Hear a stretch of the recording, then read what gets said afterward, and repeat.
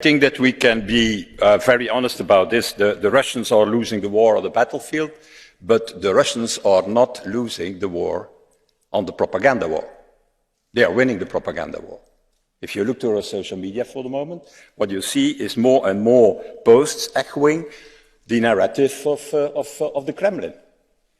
And the narrative of the Kremlin is that this is a war that started by us to punish Russia. And that everything what is happening with the energy crisis today is not the consequence of the war, but the consequence of the sanctions and the measures we are taking. And I know that there is an aid package, Mr. Schinas, you have said here everything what needs to be done, but in the aid package there is nothing about that. In the aid package is a package where we increase the sanctions against Russian individuals from 1,232 to 1,262, 30 more. Mainly people who were involved in the referenda in eastern and south Ukraine. But nearly nothing about the celebrities, the influencers, the opinion leaders, the propagandists. We have sent it with the Navalny Foundation on the 29th of June already to the External Action Service, a list of 135 people that are the core of the propaganda machine of Putin. And you know how many have been sanctioned? 2 of them.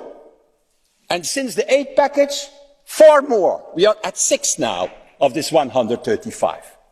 Who are in it? Dugin, for evident reasons, and 3 musicians, 3 singers. That is what we have done.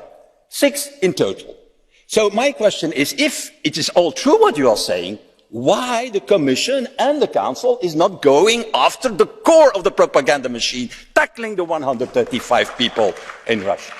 And secondly, if we talk about countering Putin, the Putin propaganda machine inside our own European Union, let's not make agreements, government agreements and government coalitions with the cheerleaders of Putin, like Mr. Salvini or Mr. Berlusconi even.